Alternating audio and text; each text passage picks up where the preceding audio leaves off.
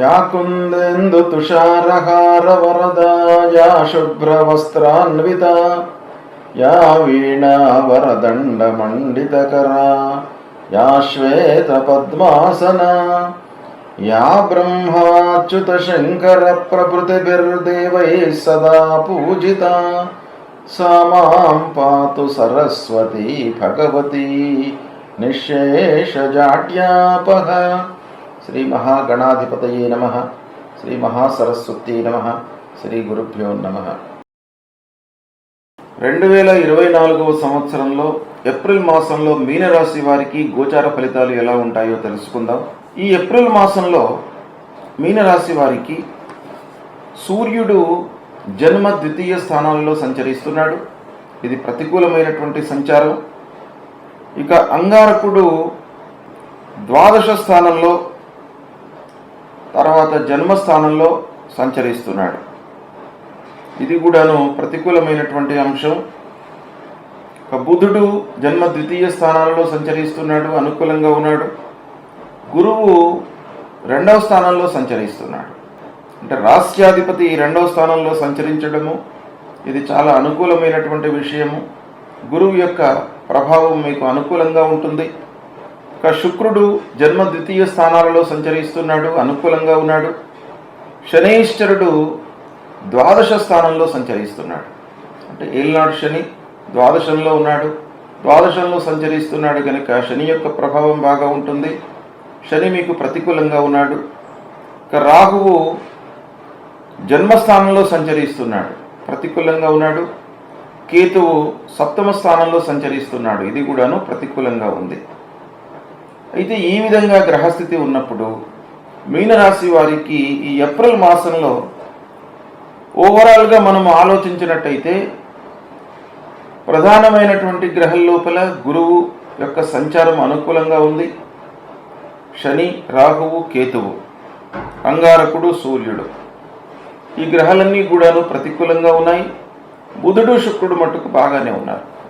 కనుక ఈ విధంగా మనం చూసినట్టయితే మిశ్రమ ఫలితాలు ఎక్కువగా ఉండబోతున్నాయి. కనుక తలపెట్టినటువంటి పనులు పూర్తి అవుతాయి. అయితే అక్కడక్కడ కొన్ని విషయాలలో ఆటంకాలు తప్పవు. అయినప్పటికీ మీరు సమయానుకూలంగానే నిర్ణయాలు తీసుకుంటారు. సమయం లోపల ప్రారంభించినటువంటి పనులను పూర్తి చేసుకోగలుగుతారు. ఇక వృధా ఖర్చులు మట్టుకు గోచరిస్తున్నాయి. ద్వాదశ సంచారము, శని ద్వాదశ సంచారము అనవసరమైనటువంటి ఖర్చులను ముందుకు తీసుకువస్తాయి.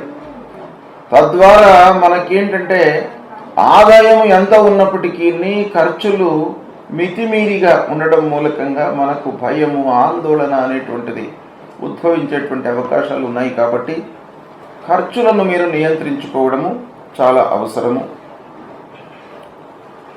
ఆదాయం మట్టుకు స్థిరంగానే ఉంటుంది. ఆదాయం స్థిరంగా ఉండడం మూలకంగా కొంతవరకు మీకు ఊరట కలుగుతుంది. రాస్యాధిపతి ధనస్థానంలో సంచరిస్తున్నాడు, రాజ్యాధిపతి కూడాను అయినాడు కనుక గురువు యొక్క ప్రభావము చాలా మట్టుకు మీకు సహాయకారిగా ఉంటుంది, అన్ని విధాలుగా ఉపయోగపడుతుంది. వృత్తి లోపల మీరు సంతృప్తిని పొందుతారు. వృత్తిపరంగా మీకు ఆదాయం పెరుగుతుంది. కుటుంబం లోపల కూడాను మీకు అనుకూలత చేకూరుతుంది. ఇక వివాహాది శుభకార్య ప్రయత్నాలు బాగా కలిసి వస్తాయి. పిల్లల విషయంలో మీరు చేసేటువంటి ప్రయత్నాలు, చదువు విషయంలో కానివ్వండి, వారికి ఉద్యోగ ప్రయత్న విషయంలో కానివ్వండి, శుభకార్యాల విషయంలో కానివ్వండి, మీకు అందరి యొక్క సహాయ సహకారాలు అందుతాయి. శుభకార్యాలను చేస్తారు. ఆ ప్రయత్నంలో మీరు కార్య సాఫల్యాన్ని పొందుతారు. ఇక చదువు పూర్తి అయ్యి ఉద్యోగ వేటలో ఉన్నటువంటి వారికి ఉద్యోగం లభించేటువంటి అవకాశం బాగా కనబడుతుంది. దశమాధిపతి వృత్తికి సంబంధించినటువంటి బృహస్పతి 2వ స్థానంలో ఉన్నాడు కనుక కొత్త ఉద్యోగంలో చేరడము, తద్వారా ఆదాయము ప్రారంభం కావడం అనేటువంటిది ఈ మాసంలో కనబడుతుంది. కనుక మీ వైపు నుండి కూడాను కొంత ప్రయత్నాలు చేసినట్టయితే తప్పకుండా మీకు ఉద్యోగం లభిస్తుంది. ఇక ఇంటి వాతావరణము సంతృప్తిగా ఉంటుంది. ఇది చాలా ప్రధానమైనటువంటి అంశము. అన్నింటికి కూడాను ఇంటి లోపల మీకు ప్రశాంతత ఉన్నట్టయితే మీరు అద్భుతాలను సృష్టించేటువంటి అవకాశాలు ఉంటాయి. మీకు మారల్ సపోర్ట్ అనేటువంటిది ఇంటి నుండి రావాలి. ఇంట్లో ఉన్నటువంటి సభ్యుల నుండి మీకు ఒక సహాయ సహకారంగా ఒక సపోర్ట్ అనేటువంటిది అందినట్టయితే మీరు బయట ప్రపంచంలో మీరు బలీయంగా పనులు చేయగలుగుతారు, సత్ఫలితాలను పొందగలుగుతారు. ఇక కళాకారులకు, సాహిత్యవేత్తలకు చాలా కలిసి వస్తుంది. కొత్త అవకాశాలు వస్తాయి. వారి యొక్క ఆదాయం బాగా పెరిగేటువంటి అవకాశం కనబడుతుంది. సంతృప్తికరంగా ఆదాయంతో ఉంటారు. నలుగురిలో పేరు సంపాదిస్తారు. గొప్పవారితో పరిచయాలు ఏర్పడతాయి. అయితే పరిచయాలను మీరు సునిశ్చితంగా ఆలోచించాలి. పరిచయమైనటువంటి వ్యక్తుల యొక్క సలహాలు, సహకారము తీసుకునే ముందు జాగ్రత్తగా ఆలోచించండి. ఎందుకంటే పరిచయాలు మట్టుకు మంచి పరిచయాలు ఏర్పడేటువంటి అవకాశం ఈ మాసంలో గోచరిస్తుంది. అయితే కొన్నిసార్లు వారు ఇచ్చినటువంటి సలహాలను మనము గుడ్డిగా అమలు చేయడం మూలకంగా కొంత ఆర్థికమైనటువంటి ఇబ్బందులను ఎదుర్కొనే అవకాశం కూడాను ఒక పక్కన గోచరిస్తుంది. ఇక ఉద్యోగస్తులకు, వ్యాపారస్తులకు బాగానే కనబడుతుంది. ఉద్యోగస్తులకు మట్టుకు హైఅప్స్తో, అధికారులతో సంబంధ బాంధవ్యాలు బాగా ఉంటాయి. కానీ తోటి ఉద్యోగులతో మనస్పర్ధలు, వైషమ్యాలు, కలహాలు ఉద్భవించేటువంటి అవకాశము బాగా కనబడుతుంది. కనుక కొంత జాగ్రత్తగా ఉండండి. మీ పనులపై మీరు మనస్సు నిలిపి చేస్తూ ఉండండి. మీ పనితనానికి గుర్తింపు లభిస్తుంది. పక్కవారితో మీకు స్నేహము, వారి యొక్క వాతావరణం ఎలా ఉన్నప్పటికీ మీ పనితనానికి గుర్తింపు లభించడం మూలకంగా ఆఫీసులో అధికారుల యొక్క అండదండలు మీకు అనుకోకుండా లభిస్తాయి. ఇక అన్నదమ్ములు, బంధువులతో కొంత వైషమ్యాలు గోచరిస్తున్నాయి. కనుక జాగ్రత్తగా ఉండండి.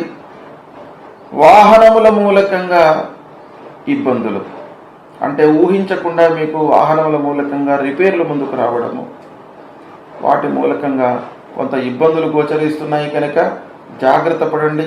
ప్రయాణాలు చేసేటప్పుడు 1కి 4 సార్లు వాహనాల విషయమై ఆలోచించండి.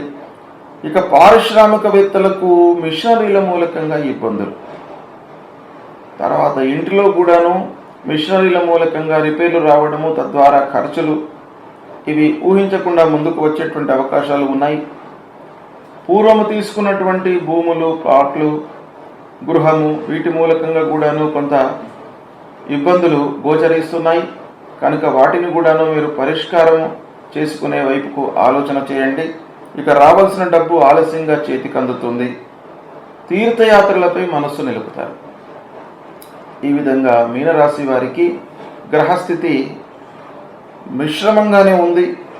గురు భగవానుడి యొక్క అనుగ్రహం మట్టుకు చాలా ఉంది.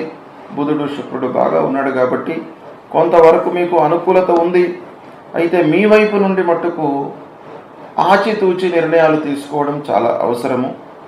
ఇక ప్రధానమైనటువంటి గ్రహ శనైశ్చరుడు, రాహువు, కేతువు. అమ్మవారి దేవాలయానికి వెళ్ళండి.